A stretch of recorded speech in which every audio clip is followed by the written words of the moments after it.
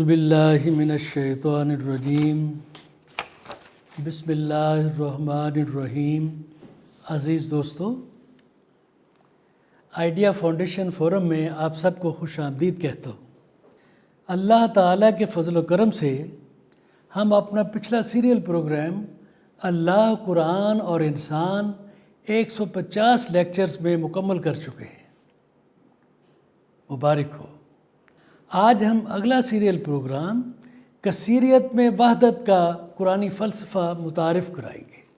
یہ کثیریت میں وحدت کو انگلش میں یونٹی ان ڈائیورسٹی کہتے ہیں۔ اللہ اور اس کی پوری الوہیت کثیریت میں مکمل وحدت کو ظاہر کرتی ہے۔ کثیریت میں وحدت کو ظاہر کرتی ہے۔ ہم اللہ، الوہی نظام ہستی، کائنات، انسان کی تخلیق کے مقصد، پیغام الہی، انسان اور دیگر لاتعداد مخلوقات کے حوالے سے وحدت کے مختلف پہلوؤں پر توجہ مرکوز کریں گے، اور ہم اس طریقہ کار پر بھی غور کریں گے جس کے ذریعے یہ سب عوامل ایک دوسرے کے ساتھ مل کر اللہ کی وحدانیت کی طرف منضبط ہوتے، انٹیگریٹ ہوتے۔ ان تصورات کی مناسب سمجھ بوجھ کے لیے لیکچرز کی ایک سیریز پیش کی جائے گی، جس کی ابتدا آج کی تعارفی گفتگو سے کی جائے گی۔ میرے عزیز دوستو، اللہ جو معمار کائنات، آرکیٹیکٹ، خالق کائنات، اللہ خالق الباری المصور، اس نے اپنے امر سے اس کائنات کو لامتناہی وسعتوں کے ساتھ تخلیق کیا، اور اندرونی طور پر اس کے اتنے زبردست طے بطے سلسلوں کو متعدد نظاموں اور قوانین پر مشتمل ایک ایسے الوہی نظام ہستی، ڈیوائن آرڈر میں ڈھال دیا کہ اس کے کنٹرول اور اس کی وسعتوں کا حقیقی علم، ریئل نالج، اس کا آغاز، اس کا اختتام، اس کے آپریشنل میکینکس، باہمی انحصار اور رشتے، ڈپینڈنسیز وغیرہ وغیرہ، سب کے سب صرف اسی کے علم و دسترس میں ہیں۔ مزید سٹڈی کے لیے قرآن کریم کی آیات کا حوالہ سکرین پر دکھایا گیا ہے، ان کا ضرور مطالعہ کیجیے۔ تو پس اللہ ہی غیب کو جاننے والا ہے۔ اتنی بڑی کائنات سے اوپر ایک ڈیوائن آرڈر، سب کا جاننے والا، تمام کے تمام چیزوں کے جو ظاہر ہیں، جو غیب ہیں، ان کو جاننے والی ذات صرف اللہ کی ہے، اور اس نے کوئی چیز بے مقصد اور بے حق پیدا نہیں کی ہے۔ ہر ایک کے پیچھے اللہ کی کوئی مقصد ہے۔ البتہ ہر مخلوق کو ایک معینہ مدت تک زندہ رہنا ہے۔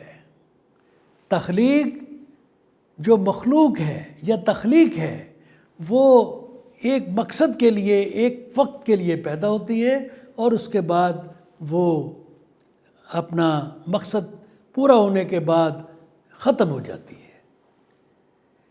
کائنات کی ہر چیز اللہ کے حضور سجدہ ریز ہوتی ہے۔ کائنات کی ہر چیز اللہ کے حضور سجدہ ریز ہوتی ہے۔ اللہ تعالیٰ نے سورج، چاند اور ستاروں کو انسان کی خدمت کے لیے مسخر کر دیا ہے، اور اس لیے اللہ انسان سے بھی چاہتا ہے کہ وہ اس کی نشانیوں اور اس کے رازوں کو جاننے کے لیے کائنات کو سمجھنے کی جستجو کرے۔ آپ نے نوٹ فرمایا ہوگا، قرآن کریم میں سینکڑوں نہیں ہزاروں بار کہا ہے، میاں سوچو، فکر کرو، غور کرو، مطالعہ کرو، گھومو پھرو، تاکہ آپ اللہ کی نشانیوں کو پہچان سکیں۔ اللہ اپنے آپ کو انسان کے ساتھ قریبی رابطہ میں رکھتا ہے، کلوز کانٹیکٹ، کلوز کمیونیکیشن، لیکن وہ انسان کے ساتھ اتنا ہی شیئر کرتا ہے جتنا وہ چاہتا ہے۔ تو عزیز دوستو، اللہ عالمگیری بادشاہت کا کلی حاکم اعلیٰ ہے، کلی حاکم اعلیٰ، تاہم ایک کامل پالنہار رب، پالنہار، پالنے والا اور قوی محافظ کے طور پر اس نے پوری کائنات کو جامع نظام قوانین اور منضبط و منظم انتظامی فریم ورک کے تابع کیا ہوا ہے۔ ایسے نہیں ہے، ایک ڈیزائن ہے، ایک ڈیوائن آرڈر ہے جس کا ہر عنصر ایک مقررہ مدت تک ہی قائم رہے گا۔ تخلیق ہے، جو تخلیق ہے اس کی مدت قائمیت مقرر ہے۔ اس حقیقت سے آگاہی انسان کو قیامت کے دن سے خبردار کرتی ہے کہ تمہاری زندگی بھی ایک محدود وقت کے لیے۔ اس کی حاکمیت اعلیٰ کو نہ کوئی چیلنج کرنے والا ہے اور نہ ہی کوئی شیئر کرنے والا ہے۔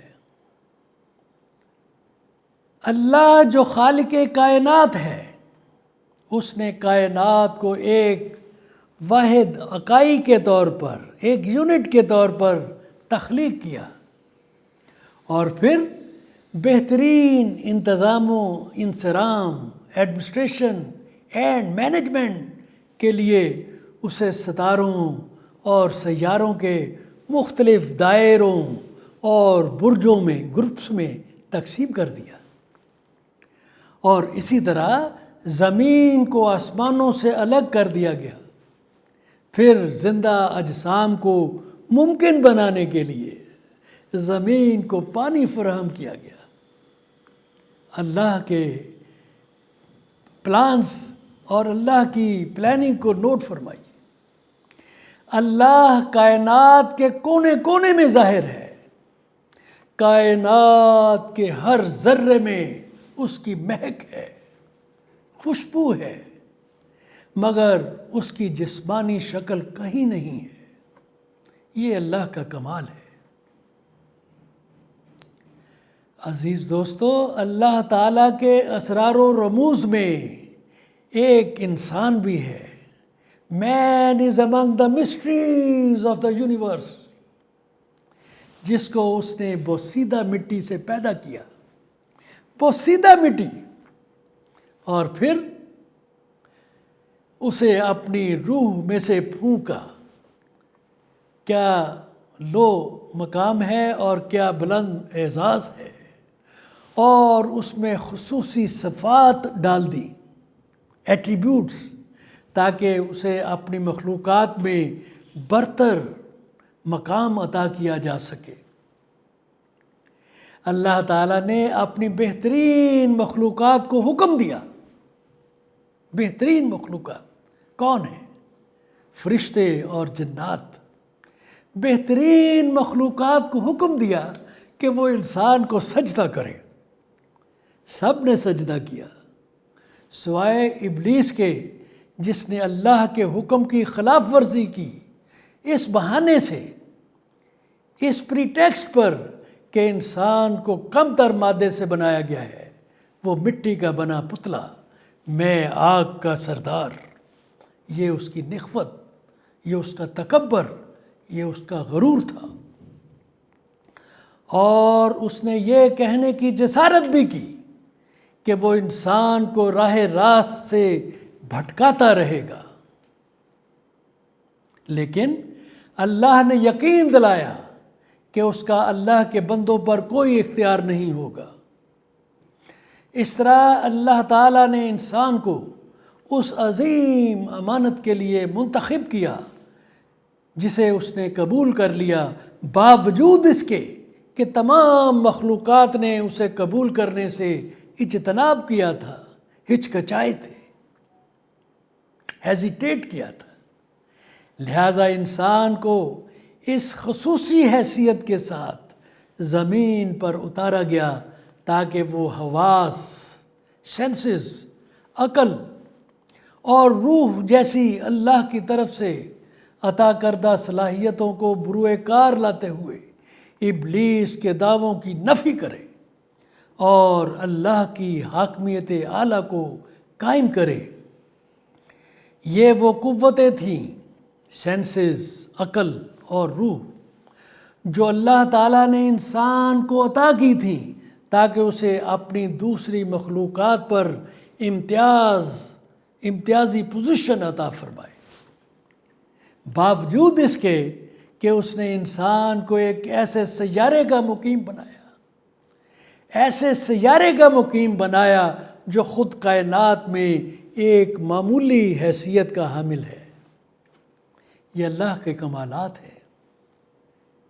تو عزیز دوستو، مادیت پسند ذہن آج کے نہیں، ہمیشہ کے، جو کائنات میں انسان کی امتیازی حیثیت پر سوالات اٹھاتے رہے ہیں، انہوں نے زمین اور انسان کو لامحدود کائنات کے معمولی حصے کے طور پر ان کی صرف جسمانی حدود و قیود پر ہی اپنی نظر کو مرکوز رکھا، جبکہ وہ دماغ اور روح کی بے حد وسعتوں تک رسائی کو نہیں سمجھ سکے۔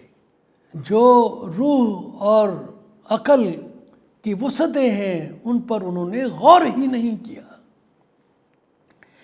انسان کو حواس اور دماغ کے ذریعے فہم و فراست، عقل و دانش اور تخریجی علم سے نوازا گیا تھا تاکہ وہ حقائق کے قابل مشاہدہ پہلوؤں تک پہنچ سکے۔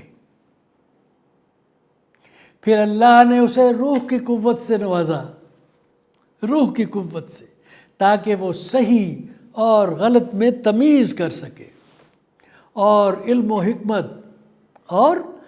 حکمت اور معرفت کی اعلیٰ درجات تک پہنچ سکے۔ تو میرے عزیز دوستو، اللہ سبحانہ و تعالی انسان پر اس قدر مہربان و ہمدرد ہے کہ اس نے انسان کو زمین پر اللہ کے نائب کے طور پر اپنے عظیم مقصد کو پورا کرنے کے لیے، رہنمائی کے لیے صرف دماغ اور روح کے رحم و کرم پر نہیں چھوڑا۔ کیا کیا؟ بلکہ اللہ نے انسانیت کو انتہائی یقینی ہدایت سے، ڈیفینٹ گائیڈنس سے نوازا۔ انتہائی یقینی ہدایت سے نوازنے کے لیے ارتقائی اور باہمی تصدیق کے سلسلے میں جڑا ہوا الوہی پیغام عطا کرنے کے لیے اپنے عظیم پیغمبروں کا ایک سلسلہ جاری کیا، 1,24,000، جو اللہ کے سب سے پیارے اور آخری رسول حضرت محمد صلی اللہ علیہ وسلم کی آمد اور قرآن کے نزول کے ساتھ تکمیل کو پہنچا، تاکہ انسان اس دنیاوی زندگی کے اپنے مطلوبہ مقاصد کو حاصل کر سکے۔ یعنی یہ الوہی پیغام کس لیے آیا؟ کہ انسان اس دنیاوی زندگی کے اپنے مطلوبہ مقاصد کو حاصل کر سکے۔ در حقیقت یہ اس وعدے کی تکمیل تھی جو اللہ تعالیٰ نے حضرت آدم علیہ السلام سے زمین پر اتارتے وقت کیا تھا۔ اس کا مقصد انسان کو اس قابل بنانا تھا کہ وہ اللہ کی جانب سے عطا کردہ نیابت کے کردار کو کامیابی سے انجام دے سکے۔ سکرین پر دکھائے گئے حوالہ جات کا ضرور مطالعہ کیجیے۔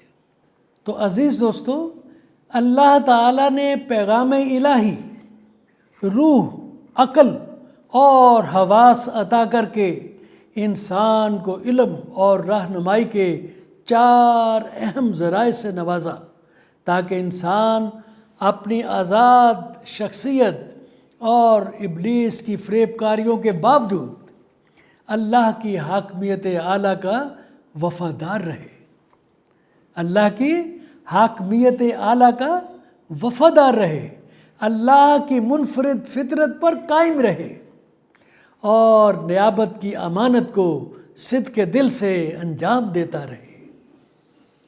اس طرح زمین پر انسان کو اس کی آزمائش اور پرکھ کے لیے، ٹیسٹ اینڈ ٹرائل کے لیے ایک مختصر دنیاوی زندگی دی گئی۔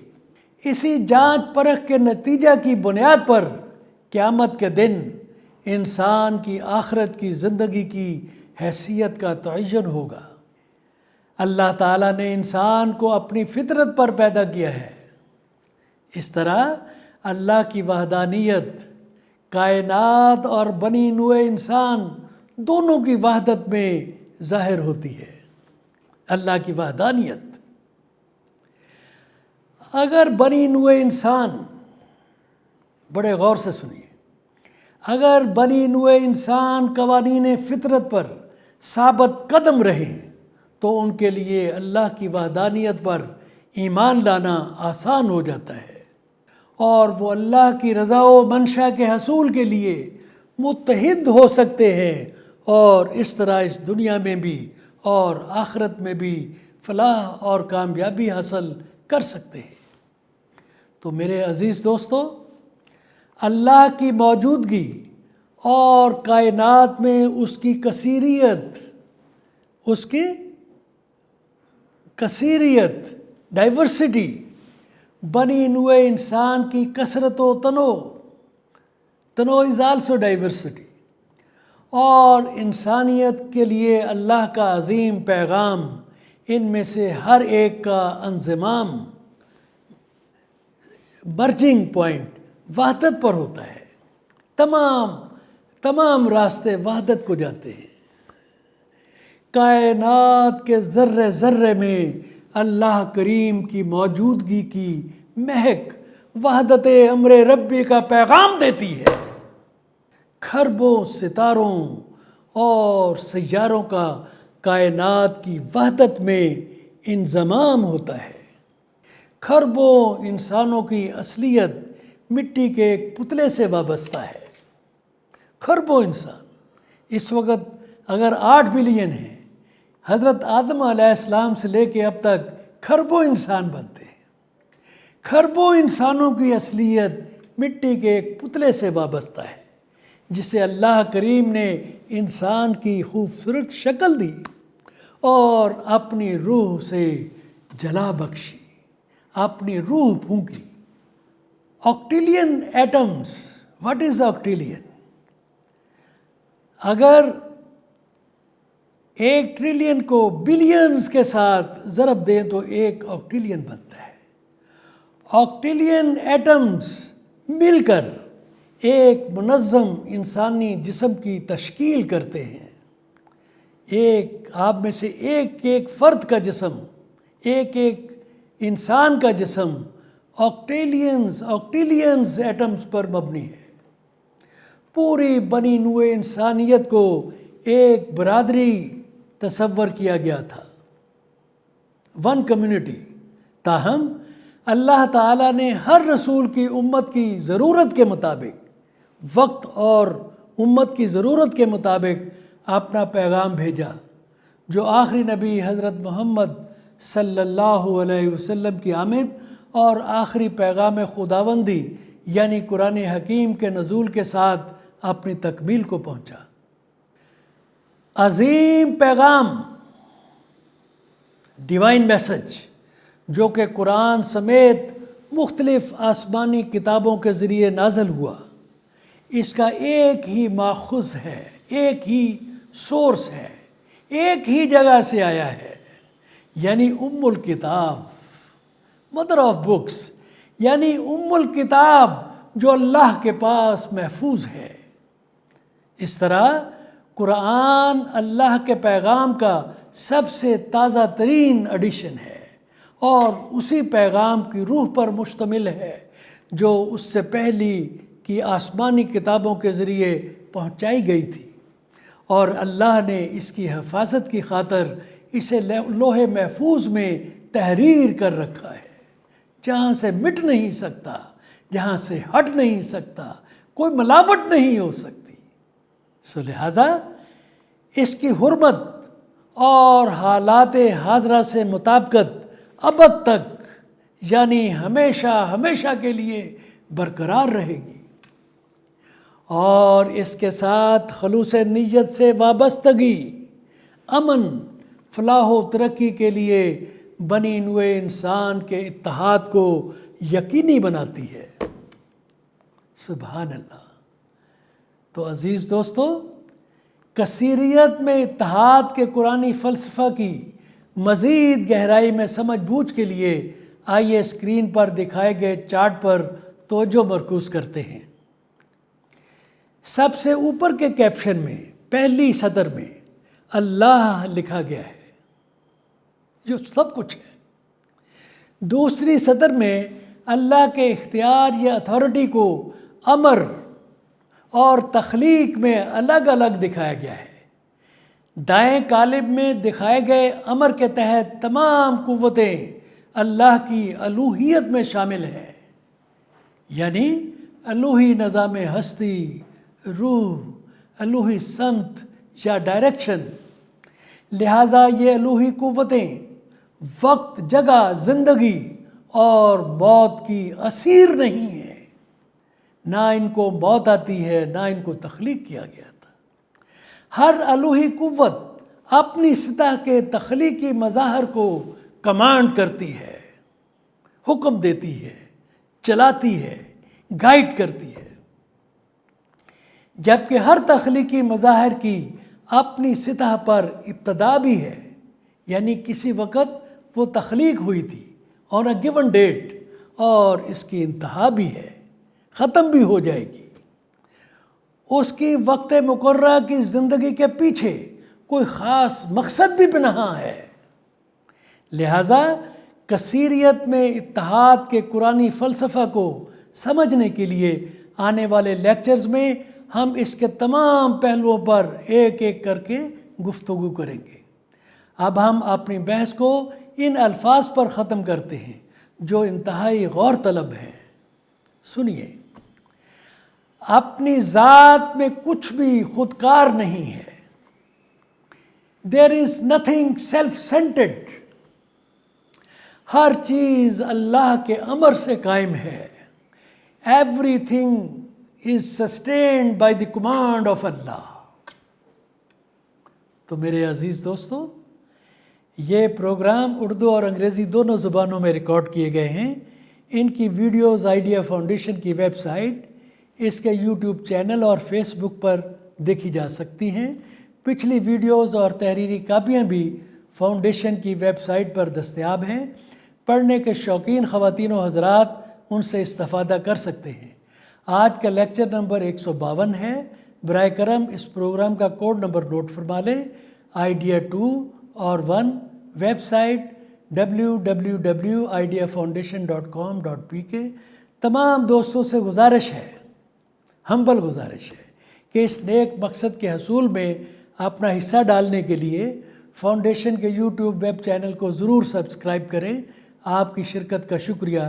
اللہ حافظ۔